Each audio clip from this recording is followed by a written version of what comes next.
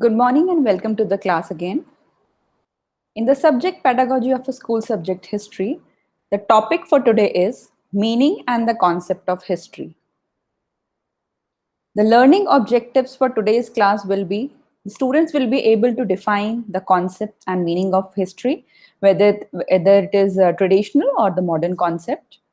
They will be able to explain the nature of history, uh, also to describe the reasons why history is studied as a discipline or as a subject in our classes, in our school curriculum, and also to classify the history in various phases so that we can make learning easy. So firstly, we will take a look at the meaning of history. History has been defined by different scholars in different ways. If we look at the origin of the word history, we will find that it has been derived from the Greek word historia. So which means information or an inquiry to find out the truth. So every inquiry which is based on evidence was termed as history. Chambers' 21st Century Dictionary also defined it as an account of past events and developments, a methodical account of origin and progress of a nation, institution, the world, etc.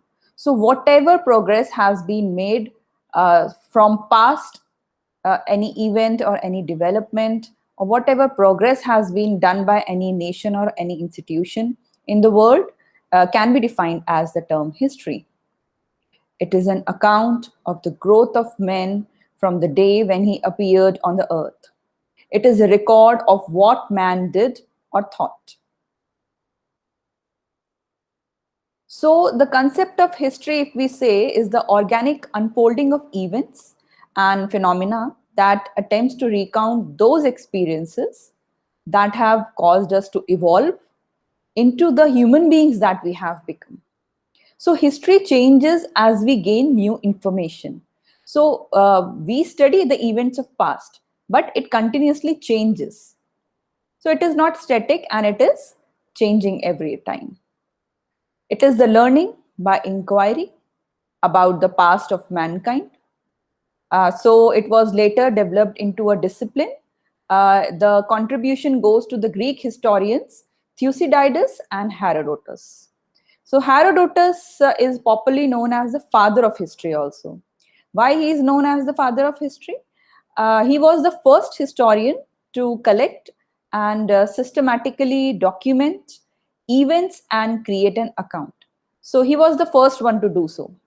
He compiled these accounts into his single major work, which is known as the Histories. He relied on his personal observations and inquiries from natives to develop the records. So he was the one who firstly developed the records and organized history in a proper way. So history can be said as the analysis and interpretation of the human past, which enables us to study continuity and changes that have taken place over the time. So it is an act of both investigation and imagination that seeks to explain how people have changed over time. Historians use all forms of evidence to examine, interpret, revisit, and reinterpret the past. So these activities are carried out by the qualified historians who, for us, try to find out, try to verify the evidence, and they follow the different processes to make it as a part of history. So, how do we come to know about history? How do we know that this event has been given in our history? So, the sources, we have to find out history from various sources, and the sources can be written record, oral traditions, or any physical evidence. So not only written documents are the part of history, but oral communication and objects such as buildings, artifacts, photographs, paintings. So for this, historians are trained in the methods of discovering and evaluating these sources and the challenging task of making historical sense out of them. So there should be proper logic behind that. So history is a means to understand the past and present. So we study history as a past which affects our present and also affects our future. Even before the discovery of writing, history existed in the form of oral traditions, so which were recited to the knowledge and amusement of the people from generation to generation. So when the written script were invented, they were set in the form of poetry. So at that time, only the words were written in the form of poetry. So when the Greeks appeared on the scene, because they were the first to organize to write proper history, so they laid the foundation of historical writing and they wrote history in prose method. So history was the record of past events, that this we have discussed. Greek tradition was followed later on by the Roman historians, and history was no longer considered as a record of the events of the past, but a process of human progress in space and time. The conceptual study of handwriting, study of writing about this process has been named as historiography. So historiography is the 19th century discovery. So we do not only study the history of individuals, but also the communities, the societies. So all these are the subjects of history. Study of history deepens our understanding of the potentialities and limitations of the present. Historiography, whereas, is the study of the various facts of human life and is closely linked with other social sciences, which make a specific study of different facts of human life. So this is the reason we sometimes call it as a human science also. So historiography takes place after certain steps. So these are the steps certain. After that only historians write a historical narrative. They examine relevant references of the available historical information. They collect historical information. They highlight the processes that lead to historical transitions. They also carry out comparative analysis between different events, happenings, or any progress, different civilizations, different countries. They also understand the references regarding time and space of the given historical events, and also various conceptual frameworks which can be used in historical research method. They formulate relevant questions in view of the historical references. They critically examine the various sources of history. So by following all these steps, they are able to present the facts which are logically correct or based on evidence. Well, that was the traditional concept of history. Now, if we take a look at the modern concept of history, so it has gone beyond the traditional status. The modern concept has become more scientific. It has more become comprehensive, wide. It has expanded in all directions, both vertically and horizontally. So it has become broad-based and attractive now.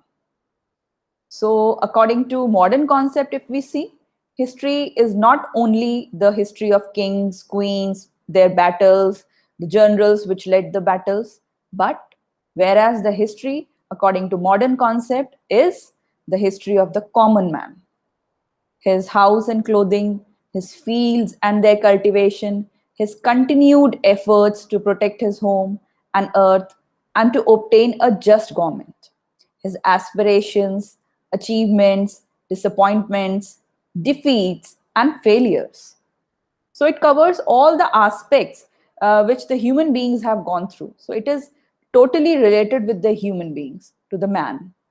So it has thus become a future-oriented study related to contemporary problems. So it is not only the study of past, but it is a future-oriented study also. So for these reasons, history has assumed the role of a human science, because we study the balance, the learning part, the skill part, emotions, speech, vision, behavior, all the basic elements which humans go through. So that is why we call it sometimes as human science.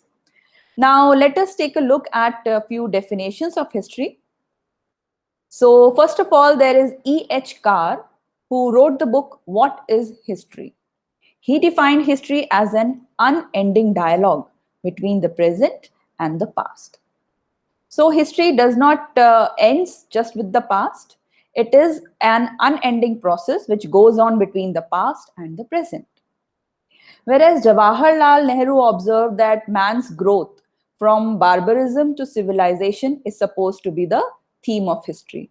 So, according to him, when the human beings were not civilized, and from the condition that the human beings have learned to be civilized, so this is the growth of men, which is the theme of history. Whereas Will Durant called history a narrative of what civilized men have thought or done in the past time. So whatever the process of development, the growth men had faced, civilized men have done, is whatever he has done in the past time is history. Whereas Henry Johnson says history in its broadest sense is everything that has ever happened. So whatever has happened till now is considered as history in its broadest sense by Henry Johnson. Whereas Rabindranath Tagore says there is only one history, the history of man. So he is correct by saying that history is not anything but just the history of man. So whatever growth and processes man has faced, growth and development man has done is the history. So it all involves around the man, human being. So the history, we can say, is divided in various parts, and basically broadly it is divided in two parts: prehistory and proto-history. So the word prehistory has been formed of two words: pre, which means before, and the Greek word historia, which means history. So the term is often used to describe the period which was before written history. So when there were no written records, that era is known as prehistory. So prehistory can be said to date back to the beginning of the universe itself, although the term is most often used to describe periods when there was life on Earth. Dinosaurs can be described as prehistoric animals, and the cavemen are described as prehistoric people. So here we can see the timeline. Timeline is a unit of measurement such as years, decades, or centuries that helps historians chronologically place history into eras and can use markers such as AD, BC, BCE, or CE. So we often see that whenever the date is written in the history books, we see that after that sometimes it is mentioned AD, BC, BCE, or C. So these are the timelines, time frame, so that we can understand what kind of era was that, what time period was that. So prehistory is the time before writing. And if we talk about the full forms of these acronyms, BC means the before Christ, before the advent of Christ, or when there were no written records. AD means in the year of our Lord, when the Christ, Jesus Christ, was born. Then BCE, before the common era, and CE, the common era. So BC can be sometimes referred to as BCE, and AD can be referred to as CE. So for the ease of learning, history has been divided and classified in various divisions and parts like prehistory, ancient history, Middle Ages, modern age, contemporary age. Then the other part is proto-history. So proto-history refers to a period between prehistory and history.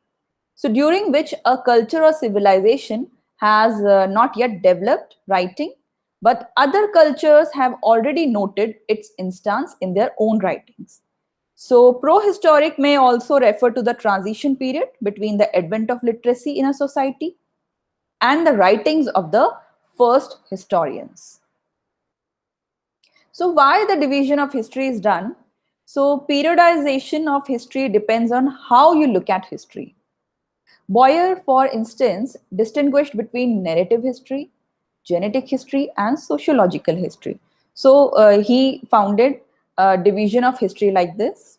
So it must be remembered that division of history into periods is artificial, created, or we can say it is for the sake of convenience and sometimes not absolute or inherent according to the nature of history.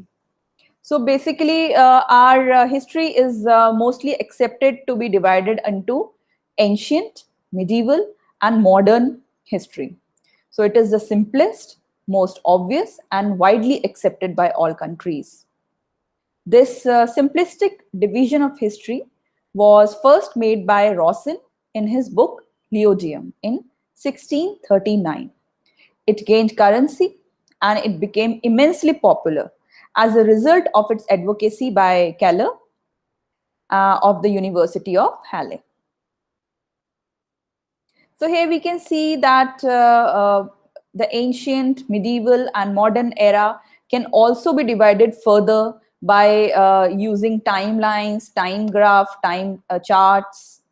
So this is the timeline, brief timeline of medieval India. So this makes our learning more easy for the teachers as well as for the students. And they also start taking interest. Now, after completing the meaning and concept of history, let us take a look at the nature of history.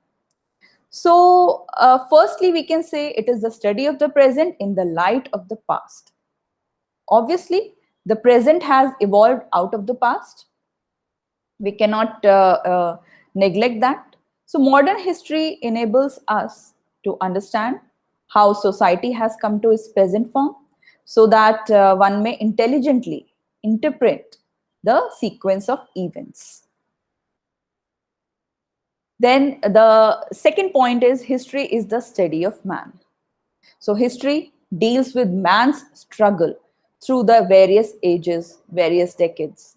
So history is not static, it is constant.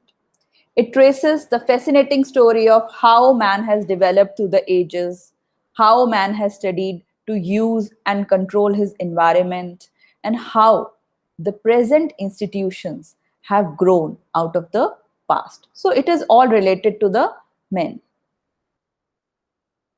History is concerned with man in time. It deals with a series of events, and each event occurs at a given point in time. So history is a recorded event. In that, we have records of all the events, at what time it has taken place, what was the era between the people it took place. Human history, in fact, is the process of human development in time. It is an objective record of happenings. So it helps in clear understanding of the past and it enables us to take well-informed decisions. It is multi-sided. It has many sides. All aspects of the life of a social group are closely interrelated. So historical happenings cover all these aspects of life, not limited only to the political aspect, but also long dominated history is also covers the aspects, social aspects, economic aspects, religious aspects. So it covers many aspects. History is a dialogue between the events of the past and progressively emerging future ends. This we have discussed that it is a future oriented study also. So the historian's interpretation of the past, his selection of the significant and the relevant events evolves with the progressive emergence of new goals. Continuity and coherence are the necessary requisites of history. So history carries the burden of human progress as it is passed down from generation to generation, from society to society, justifying the essence of continuity. Why we study history? It should be relevant. In the study of history, only those events are included which are relevant to the understanding of the present life, which are relevant for our present life and for our future happenings. Comprehensiveness. According to modern concept, history is not confined to one period or one country or one nation.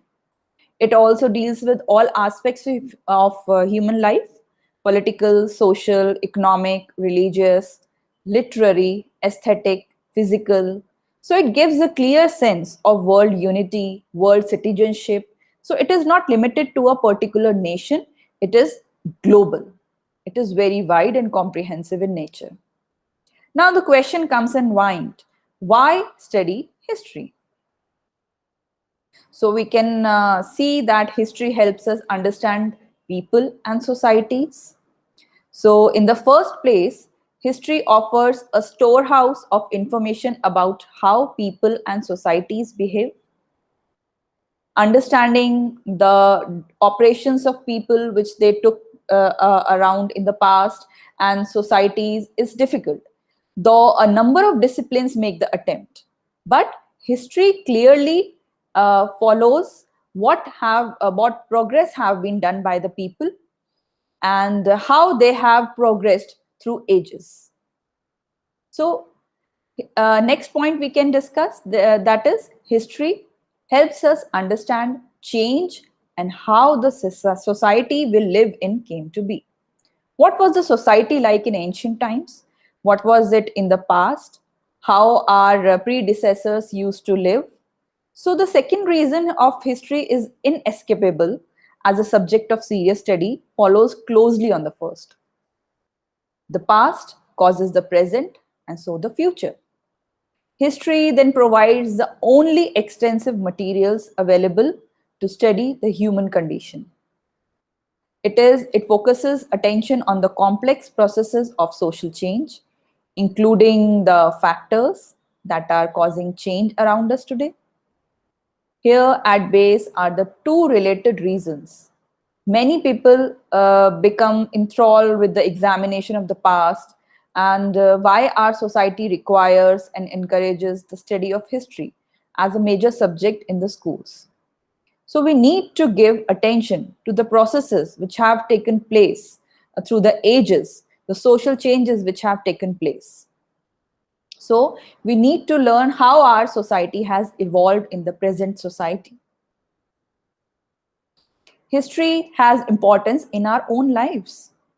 These two fundamental reasons for studying history underlie more specific and quite diverse uses of history in our own lives. Exploring of the ways people in distant ages constructed their lives. It involves a sense of beauty and excitement. It really empowers us to find out more. It creates interest, the inquisitiveness which rises in us, and ultimately another perspective on human life and society. So it is quite interesting to know what people used to do at that time, how our past has evolved, how human beings used to live at that time. Then the next point is history contributes to moral understanding. So covering all aspects, it also covers the moral aspects. So history provides a ground for moral contemplation, the ethics, the values. So we study the stories of individuals and situations in the past. This allows a student of history to test his or her own moral sense, to sharpen it against some of the real complexities individuals have faced in difficult settings. So sometimes we wonder that how the human beings used to survive at that time when there was no electricity, when there was no technology, or we can say how they used to hunt, how they used to build their houses, what was the civic arrangement, what was the type of government they followed. So various things in difficult conditions they have progressed. So at that time, the students learn, get inspires from the great people who have contributed to the history, who have done various great works at that time. and sometimes we can get inspiration also. History provides identity. History also helps in providing identity, and this is unquestionably one of the reasons all modern nations encourage its teaching in some form. So, history is taught in all countries and to all students because we need to find our identity also. So, in India, if we study various parts of history on the basis of ancient, medieval, and modern India history, historical data include evidences about how families, groups, institutions, and whole countries were formed, and about how they have evolved while retaining cohesiveness, while living together, solidarity. Studying history is also essential for good citizenship, as we are trying to make future citizens in our classroom. So it is a study of history which leads to to develop essential qualities of good citizenship. History lays the foundation for genuine citizenship, and in one sense to the essential uses of the study of the past. History provides data about the emergence of national institutions, problems, and values. It's the only significant storehouse of such data available. It offers evidence also about how nations have interacted with other societies, providing international and comparative perspectives essential for responsible citizenship. So after studying that, now we will discuss what skills does a student of history develop. After studying history, what kind of skills are developed in the students? So our aim is to develop in students the interest and the enjoyment of historical study. Most of the students don't find history interesting, or they don't know how to study history or how to make it interesting and more enjoyable. So we need to develop in students the skills for lifelong learning so that they continue to read history or study history, whatever has happened in the past, because it is related to our present and future. We need to develop in students the capacity to be informed citizens. We need to develop in students the knowledge, understanding, and appreciation of the past and forces that shape society. So, how our society has evolved. Students will be able to develop ability to assess evidence, because without that, we cannot claim that part as history. So, there should be the events of the history should be evidence based. So the study of history builds experience in dealing with and assessing various kinds of evidence, the sources, the sorts of evidence historians use in shaping the most accurate pictures of the past that they can. So the students tend to learn how the historians have shaped the most accurate pictures, how they have founded evidence. For example, in Indus Valley civilization, we have lots of evidence which frame the whole aspects which covered the part of history. The students will develop ability to assess conflicting interpretations. Learning history means gaining some skill in sorting through diverse, often conflicting interpretations, which has happened in various societies. Experience in examining past situations. It provides a constructively critical sense. The study of history in no sense undermines loyalty or commitment, but it teaches the need for assessing arguments, and it provides opportunities to engage in debate and achieve perspective. Students should experience to assess the past examples of change. Experience in assessing past examples of change is vital to understanding the changes which we see in the society today. So it's an essential skill in what we are regularly told that it is an ever-changing world. So how it has changed? The conditions have changed every time. So how it has changed? So with this, we come to the end of the topic. So we saw how we saw the concept of history, the nature of history, and why we study history as a subject, and also what skills are developed in the students after studying history. So these are few references which you can go through, and you will better know about the or more concepts which are still lacking in the class. Now we come to the evaluation part. So after studying in today's class, we will be able to answer these evaluation questions. So question number 1 is, which book was written by E.H. Carr? So we read in the definitions given by various historians that E.H. Carr wrote a certain book, whether it was What is Earth, What is History, Development of Humans, or Prehistory. So the correct answer is, what is history?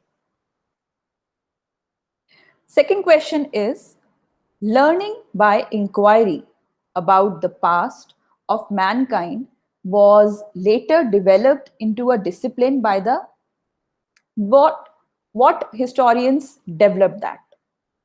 See, the credit for making the organized part of history, whether they belong to Italy, whether they were German historians, Greek historians, or Australian historians. So this we have discussed that the contribution, the dedication was to making history a successful discipline goes to Greek historians, and they were Thucydides and Herodotus. So Herodotus mainly wrote a book, The Histories, and he relied on his personal observations and inquiries, and he developed a system to record. So that is how he made history as a proper discipline. So the correct answer is Greek. Question number 3, who is known as the father of history? So this we have discussed in detail. Options are Herodotus, Plutarch, Rousseau, or Darwin. So here we have studied this in the starting only, that the father of history, the correct answer is Herodotus. As Herodotus was a Greek historian, and along with Thucydides, he collected and systematically documented events and created an account. And I have told you earlier also that he wrote a famous book of these accounts, the Histories.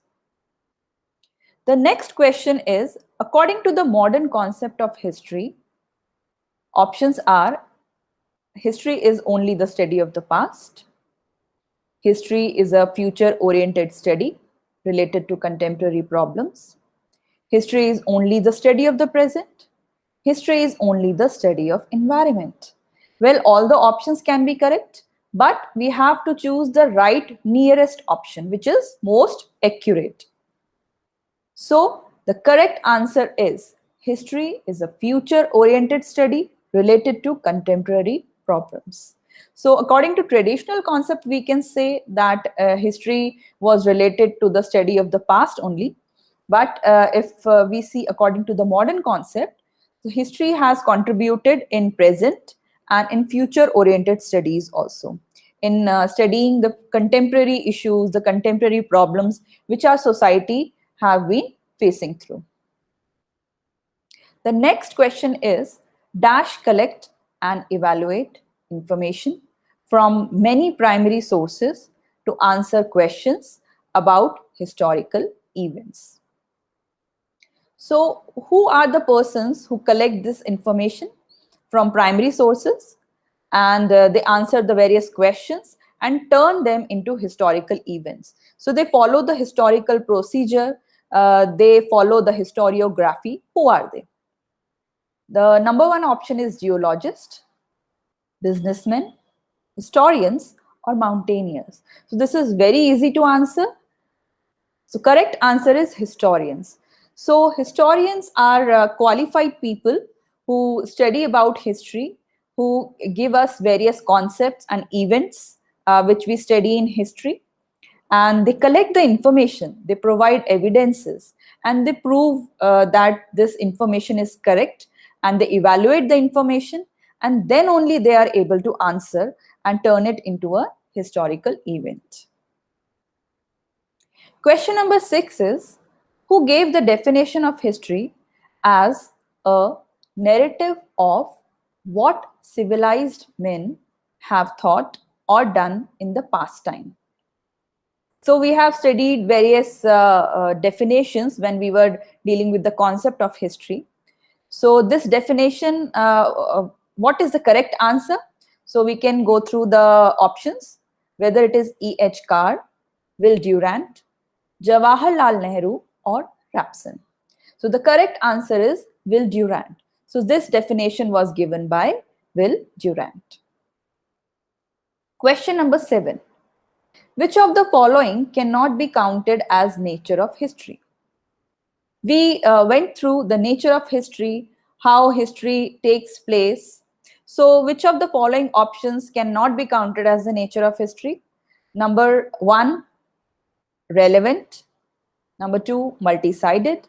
Number 3, a study of the present in the light of the past. Number 4, it is static. So we have discussed this, and the correct answer is it is static. So that means it is not correct actually.